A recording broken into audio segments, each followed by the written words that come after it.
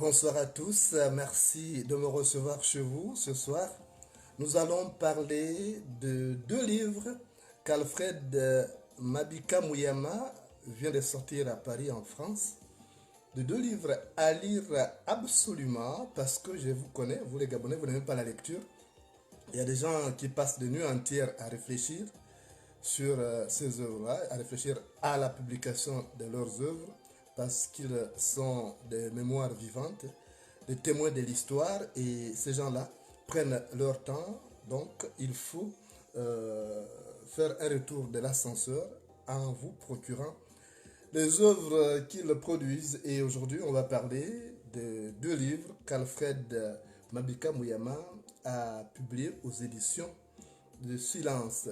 Et on viendra en détail tout à l'heure. Installez-vous confortablement parce que cette émission spéciale démarre dans quelques instants. À tout à l'heure.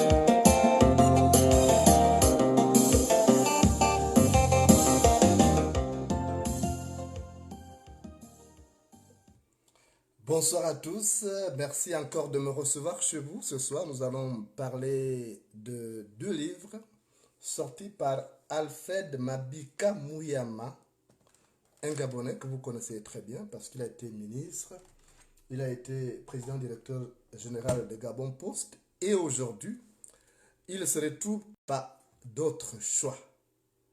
Alfred Mabika Mouyama est à son cinquième ouvrage. Il a donc sorti à Paris deux nouveaux ouvrages. D'abord, le premier, ici, c'est Le souffle de l'exil. Ça m'intéresse beaucoup parce que je me trouve dans la même situation que lui. Donc, vous avez Le souffle de l'exil, Yves Mounou. Vos livres, je disais tout à l'heure, Le souffle de l'exil. Donc, vous voyez la couverture ici. Et l'Afrique, la République de demain. Bon, ici c'est politique, mais ici c'est purement social. Parce que c'est un enfant, un Gabonais, qui quitte son pays parce que il vit en France pour des vacances et puis quand il veut repartir, sa vie bascule. D'abord, c'est écrit derrière ce livre-là. Voilà ce que dit l'éditeur. Lorsqu'Alfred Mabika Mouyama quitte le Gabon pour la France et qu'il s'apprête à rejoindre sa famille, sa vie bascule. Son séjour ordinaire se transforme en une course contre la montre. Homme d'État, on empêche son retour. Le voilà demandeur d'asile, réfugié, exilé. Ce qu'il voyait naguère à distance d'en haut, il le vit présent dans sa chair et son âme. Au fond du bouleversement, survit alors le courage du témoignage. Au fil des épreuves et des rencontres qui chahutent le temps, se construit un dialogue intérieur duquel naissent des projets, des projections intellectuelles. Celui qui fut ministre et PDG de la Poste gabonaise impute à la politique le lien entre son quotidien de demandeur d'asile et une réflexion profonde sur l'asile, l'exil et l'Afrique. Entre Paris et sa province, l'auteur apprend ainsi à chercher dans l'air étrange qu'on respire loin de chez soi, ces souffles d'espérance, le souffle de l'exil. Donc vous avez, moi ça m'intéresse, hein. Je ne dis pas que l'autre ne m'intéresse pas, mais ça m'intéresse parce que je me retrouve dans cette situation. Vous avez donc un ouvrage de pratiquement 238 pages. Hein, c'est bien. Parce que vous les Gabonais, vous n'aimez pas la lecture. Je ne sais pas, c'est un problème. Nous là, si on est devenu ce qu'on est devenu aujourd'hui, c'est parce qu'on aimait la lecture. Moi, j'avais 6 heures de lecture par jour. Mon père m'interdisait d'aller jouer au foot. C'est pourquoi je ne suis pas devenu un Mbappé, un Drogba, parce que je devais consacrer mon temps à la lecture. Il me disait, il faut que tu lises, parce que tu dois devenir journaliste et c'est le meilleur métier du monde. Donc, il me demandait de lire et j'avais 6 heures de lecture par jour. Et j'écoutais les informations à la radio. Et quand il rentrait le soir du boulot, je lui rendais compte. Donc, il a sorti ce livre-là, c'est intéressant. Parce que, n'oubliez pas une chose, même vous qui êtes au Gabon là, vous êtes des potentiels exilés. Ne l'oubliez pas. Vous savez qu'Alfred Mabika Mouyama était au Gabon, il a servi, il a occupé de hautes fonctions dans la sphère décisionnelle de l'État. Personne, je dis bien personne, n'avait imaginé qu'il prendrait un jour le chemin escarpé l'exil, ou qu'il se retrouverait en exil. Tout comme le ministre Séraphin Mundunga, parce que c'est des gens qui ont servi le régime. Mais aujourd'hui, ils se sont retrouvés. D'ailleurs, je vous l'avais dit, puis c'est mon oncle paternel. J'avais dit à Mundunga, Séraphin, je donnais un proverbe, je lui ai dit, tonton, si tu penses que le pain ne sent pas la chaleur au four, prends sa place. C'était pour lui demander d'être à notre place. Nous qui étions depuis notre jeune âge dans l'opposition déjà, donc qui étions prédisposés à prendre le chemin escarpé de l'exil, on savait que c'était pas facile et eux ils pensaient que c'était une partie de plaisir. Donc vous avez des gens comme ça qui ne s'attendaient pas à être persécutés mais qui ont pris le chemin de l'exil, qui se trouvent aujourd'hui exilés en France. Donc les vicissitudes sur la vie du régime d'Ali Bongo, comme toutes les dictatures, sont imprévisibles. Et donc Alfred Mabika Mouyama a sorti ces ouvrages-là. Donc Le souffle de l'exil, Ivumunu, je ne sais pas comment traduire ça, mais lui-même il pourra traduire. S'il y a un bon pour nous là qui parle bien, hein, parce qu'il y a des mots que je ne comprends pas très bien. Moi je suis d'ici, vous savez que c'est juste quelques déformations. Hein? Ivumunu, je vais le demander, je n'ai pas eu le temps de l'approcher parce que je suis arrivé en retard à la manifestation donc, de présentation de livres qui s'est passé dans un hôtel parisien le week-end. Donc, vous avez ces livres-là et vous avez l'Afrique, la République de demain. Il s'appuie, il parle de la situation du Gabon pour parler de la situation générale. D'abord, comme il a expliqué lui-même, ce qu'il avait commencé à écrire sur le Gabon, et puis il a consulté des amis pour dire, écoutez, voilà ce que je suis en train de préparer pour mon pays, j'écris ça. Et les amis l'ont dit, mais oui, mais nous aussi, au Congo, on vit ça. Nous aussi, au Cameroun, on vit ça. Donc, au lieu de parler seulement de ton Gabon, parle de l'Afrique en général, parce que les problèmes qui se posent au niveau du Gabon se rencontrent également au Cameroun. Nous sommes logés à la même enseigne. Et c'est comme ça qu'il parle de l'Afrique de demain. Donc, il propose des pistes de solutions aux problèmes que nous connaissons aujourd'hui au Gabon. Notamment la crise abyssale dans laquelle le Gabon s'est enfoncé depuis le hold-up militaro-électoral d'Ali Bongo en août 2016. Donc, il parle des propositions, de solutions. Pour lui, comme bien d'autres sages aguerris, parce qu'on en a besoin, il estime qu'il faut une utilisation de nos valeurs traditionnelles. il faut qu'on fasse un recours à nos valeurs traditionnelles. Donc, ce qui implique une certaine sagesse. Parce que le problème que nous avons aujourd'hui au Gabon, c'est que nous n'avons plus assez de sages, où les sages ne jouent plus leur rôle. Et c'est bien dommage. Donc, il faut, autrefois dans un village, lorsque les deux enfants se battaient, par exemple, il y avait un sage qui venait les séparer. Et s'ils se battaient pour un jouet, par exemple, on prenait ce jouet, on le jetait à la toiture. Et puis comme ça, personne ne pouvait faire encore du plus. Maintenant, le plus malin pouvait aller grimper plus tard, récupérer ça. Mais on faisait en sorte, on veillait à ce que le jouet qui est la pomme de discorde ne soit pas à la portée de deux enfants. Donc c'est ça un peu la sagesse. Et du coup, il propose un recours, une utilisation de nos valeurs traditionnelles parce que nous sommes sortis, nous avons oublié les valeurs ativiques, donc les valeurs sur la base desquelles nos ancêtres ont bâti la société. Aujourd'hui, tout le monde est tourné vers les choses des Blancs, on essaie d'imiter les Blancs parce qu'on estime que c'est le modernisme. On oublie que nous avons nos valeurs aussi, que chaque société a ses valeurs. Et Alfred Mabika Mouyama propose justement des pistes de solutions par rapport à la crise. Bon, il avait sorti déjà deux ouvrages l'année dernière, du cœur à l'ouvrage, donc en 2017, c'est en 2017 qu'il a sorti ça, et la même année aussi, il a sorti La Poste au Gabon. Hein, tout ça, c'est sorti en 2017. Il écrit beaucoup, je ne sais même pas, bon, vous savez, il a dépassé l'âge de fabriquer les bébés, donc contrairement aux jeunes qui sont venus en exil et qui passent le temps à fabriquer les bébés, ou à aller se trémousser dans la discothèque, lui, il consacre toutes ses nuits à écrire parce que le Gabon lui manque. Ça, vous n'imaginez peut-être pas ce que ça fait, le poids de l'exil, mais nous qui avons subi ça, on peut vous dire, nous qui avons déjà, qui avons été les précurseurs dans cette histoire-là, on connaît. Parce que celui qui descend le premier dans la rivière annonce la profondeur aux autres. Donc, là-dedans, qu'est-ce que l'auteur a écrit? Il a dit ceci, non, ça c'est de l'éditeur. Selon l'auteur, le destin de l'Afrique est tout sauf scellé. Ses expériences de hauts fonctionnaires, ces rencontres et ces lectures ont forgé la certitude qu'une organisation politique, sociale et économique alternative est possible.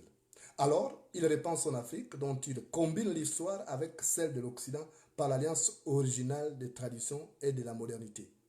Nourri par une puissante conviction, il sait que l'Afrique offre les conditions pour l'instauration d'une république de demain conforme aux droits de l'homme, à l'intérêt général et au développement économique et humain. Dans la perspective de cette construction, il appelle de ce vœu l'organisation d'une conférence portant sur l'indépendance de l'Afrique qu'il nomme Conscience africaine. Mu par une foi inébranlable, il affirme qu'entre l'Afrique et le reste du monde, une éthique de considération doit naître pour rendre le développement possible. Donc vous voyez, il y a des gens qui réfléchissent, on dit souvent au Gabon, non, les Gabonais ils connaissent seulement boire le petit Mabouela. Non, ils écrivent, il y a des gens comme ça qui écrivent, il y a des intellectuels. Bon, moi j'ai un peu traîné, j'ai écrit pour moi déjà là, je suis à 3 ou 4. Mais je ne ferai pas comme le grand, parce que lui là, je ne sais pas comment, quelle force il fait pour sortir deux du coup comme ça. Moi, à sa place, j'aurais sorti l'un après l'autre, un livre, 2 ans ou un après, je sors un deuxième.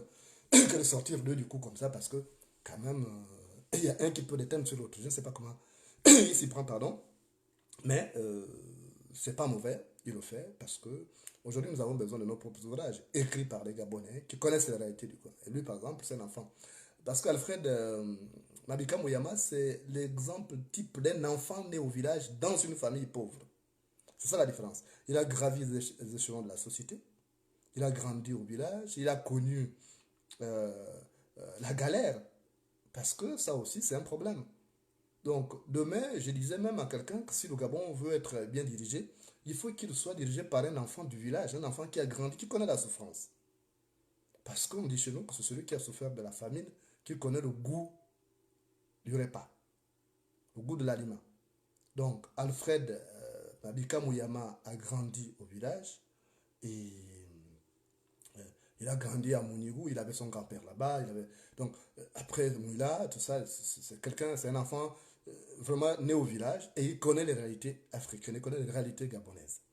Et c'est un exemple type, on peut dire qu'il est parti de rien à se trouver à quelque chose aujourd'hui. Parce que beaucoup se sont retrouvés comme ça. Ils sont nés avec une cuillère d'argent, une cuillère en or. Et ils ne connaissent pas, justement, le goût de l'effort. Lui, il a marché sur des kilomètres pour aller apprendre. C'était comme nous. Moi, j'étais à Ngumbu. J'allais apprendre à Kanana. Je n'avais pas moins de 3 kilomètres. D'abord, commencer par Pimba. Il fallait au moins 5 kilomètres à marcher. Donc, 10 kilomètres à faire chaque jour. Aller-retour. Vous rentrez à midi, après vous repartez à 14 heures. Voilà les enfants qui ont souffert. On a subi la pluie, on a subi le soleil, on a subi le vent aussi. Voilà les enfants demain qui peuvent parler du Gabon et qui peuvent se mettre à la place de ceux qui sont là, de ceux qui souffrent. Et on a besoin de gens comme ça. Et lorsqu'ils sortent des livres, il faut justement les acheter, partager, parce que nos enfants en ont besoin. Aujourd'hui, les gens lisent de moins en moins, alors qu'il y a des gens qui produisent plus qu'hier. Il faut les récompenser. Une chose que j'ai déplorée, c'est que à la présentation du livre, tout le monde a voulu un livre gratuit. Voilà la mentalité du Gabonais. Voilà la mentalité du Gabonais. Tout le monde a voulu un livre gratuit. Au lieu d'acheter pour encourager celui. Parce qu'il ne publie pas ça gratuitement comme ça, il paye. Donc, les gens sont bizarres. Le Gabonais amène ces mentalités du bled ici, là. Il voyage. C'est pourquoi je dis, quand vous voyagez, là, non, quand vous êtes à l'aéroport international de Homba, avant de monter dans l'avion, là, si c'est Air France, ou Air Maroc, ou Turkish, ou Ethiopian, si ça va encore là-bas, si les gens ont le courage de prendre cet avion, avant de monter dans l'avion, là, secouer les pieds comme ça, là, pour faire tomber le sable, là. C'est le sable, là, qui entraîne la villageoisie, les gabonitudes. Parce que vous ne pouvez pas venir en France et demander que quelqu'un qui sort des livres, qui les paye, puisse vous les donner gratuitement. Il y a un problème quand même. Hein? S'il faisait ça, s'il donne à tout le monde le livre gratuitement, il fait comment pour payer les éditeurs? Parce qu'il y a des contrats qui sont signés. Il y a des contrats qui sont signés, mais les Gabonais aiment la gratuité, ils aiment la facilité. Ils aiment qu'on leur donne tout gratuitement. Et mieux, c'est qu'ils n'aiment même plus la lecture aujourd'hui.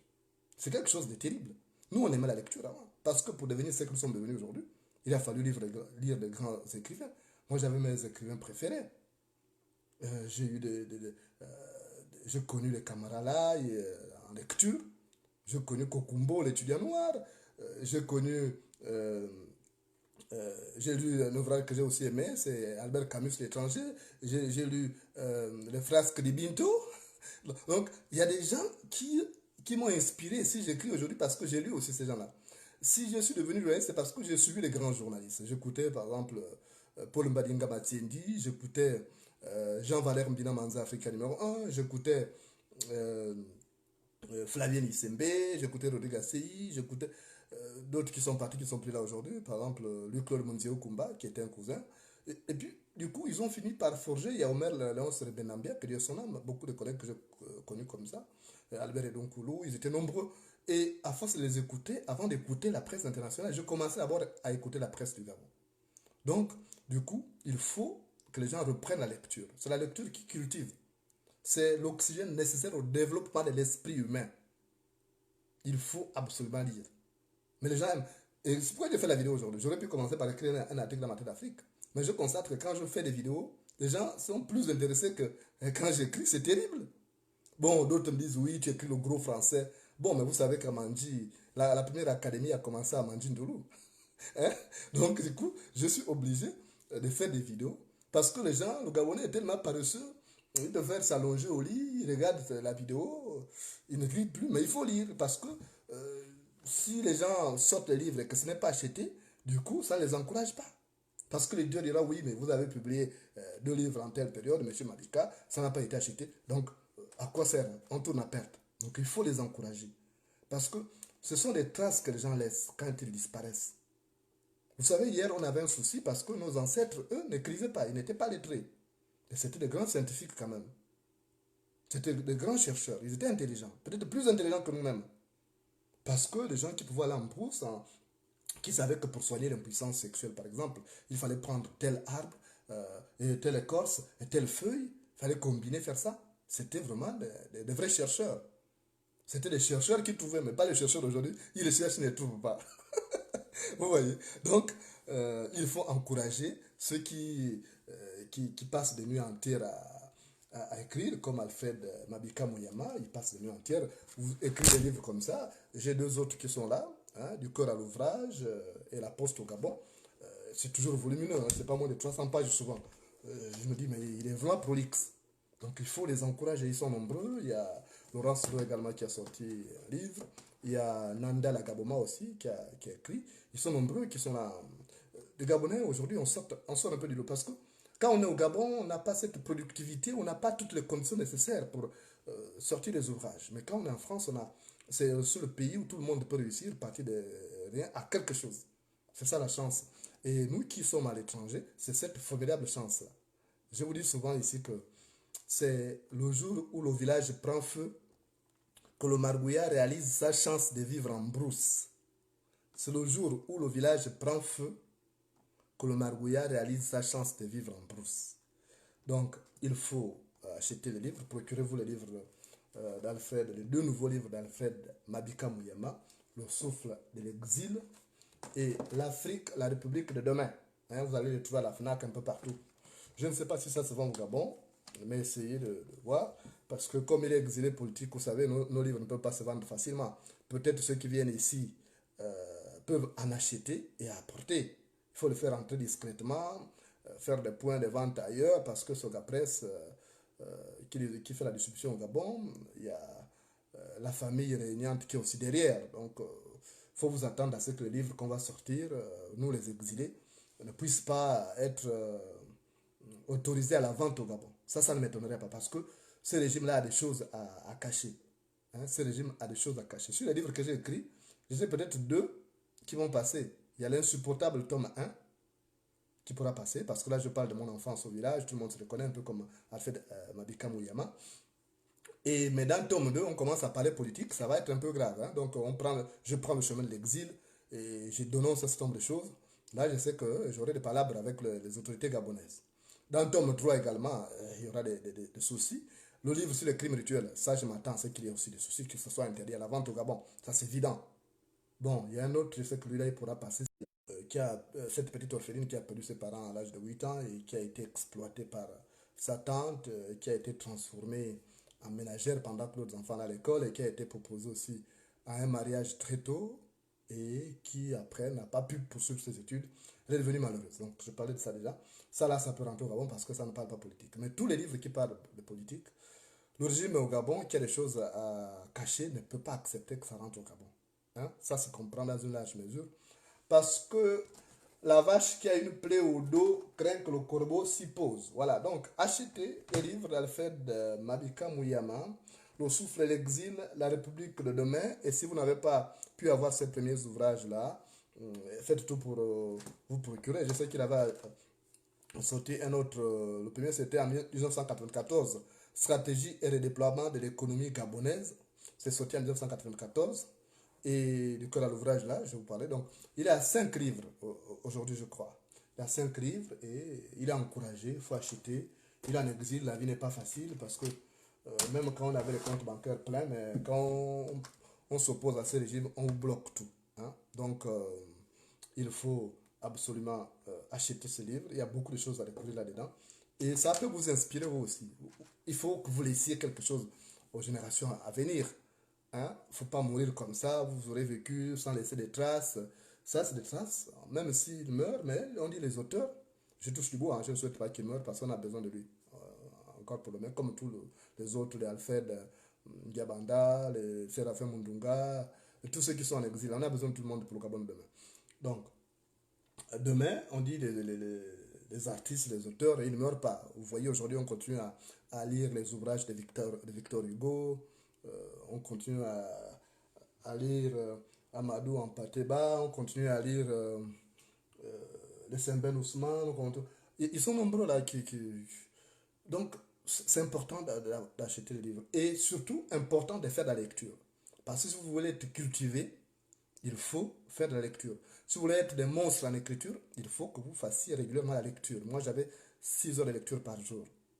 Et le dictionnaire était ma première femme. Je me rappelle lorsque j'étais avec ma première compagne, la mère de mes enfants, Marie. Souvent, elle se fâchait parce qu'au milieu de la nuit, elle sentait un obstacle entre nous. C'était le dictionnaire qui dormait là. Elle prenait, elle jetait ça au sol. Le matin, je le retrouvais au sol. Mais c'était comme ça parce qu'il fallait que je comprenne absolument les mots qui étaient utilisés. Il y a des gens qui pensent que j'écris en utilisant le dictionnaire, je n'ai pas besoin de ça. Le dictionnaire est dans ma tête. Donc, pour être bon en écriture, pour être bon en culture, il faut lire les autres. Il faut beaucoup lire les autres. C'est ce qui est conseillé. Hein? Les vidéos, c'est bien, hein? Mais la lecture, c'est bon aussi. C'est mieux. Il faut vous documenter. Hein? Prenez toujours un temps, même 1 heure par jour. Ça vous aiderait beaucoup. Et vous allez voir que demain, vous serez mieux. Vous allez être édifié sur tous les sujets. Il n'y a rien de beau que d'avoir quelqu'un de cultivé en face d'eux, qui a du répondant. Même un homme, il a besoin d'avoir une femme qui a du répondant. Une femme qui peut participer à tous les débats. Ça, c'est intéressant. Et parce que on a besoin de ça, on a besoin d'avoir du répondant. Quand vous avez quelqu'un qui a du répondant à la maison, vous n'avez même pas besoin de sortir, aller retrouver des amis, parce que les débats que vous pouvez avoir avec les amis, dehors, vous pouvez les avoir avec votre femme ou bien avec votre mari. Donc, il faut absolument lire. Et ceux qui cherchent à savoir qu'est-ce qu'il dit sur les détournements à la poste, oui, il a écrit un livre là-dessus, La Poste au Gabon. Vous allez découvrir tout avec les preuves. Hein? Le détournement à la poste, vous savez qui sont responsables. C'est Akombesi qui était lui-même le parrain, qui demandait chaque fois qu'on débloque de l'argent. C'est aussi Sozin Gondé, Premier ministre, qui à l'époque il était ministre au budget, qui faisait décaisser de l'argent. Et l'argent qui n'était pas utilisé pour des besoins exprimés. Donc, vous qui posez la question par rapport à la poste, vous pouvez acheter son livre La Poste au Gabon. Vous allez découvrir, il y a même des preuves là-dessus. Moi, j'ai lu ce livre-là, j'en ai parlé même dans le journal. Et c'est bon. Donc, lisez beaucoup. Hein, si vous voulez être des monstres en écriture, lisez beaucoup. Évitez la paresse intellectuelle. Parce que la paresse intellectuelle, c'est pas bon. Ou quand l'autre arrive dans la chambre, tu commences par lui dire non, éteins la lumière, je vais dormir. Mais lisez un peu, vous partagez des expériences. Moi, souvent, j'ai cette envie de raconter une petite histoire, par exemple, à ma campagne. C'est beau, quoi. Mais si juste vous dormez, après, vous faites les jeux, ou alors tu ne réveilles l'autre que pour dire non, réveille-toi, on va veiller, mais vous n'allez pas prendre grand-chose.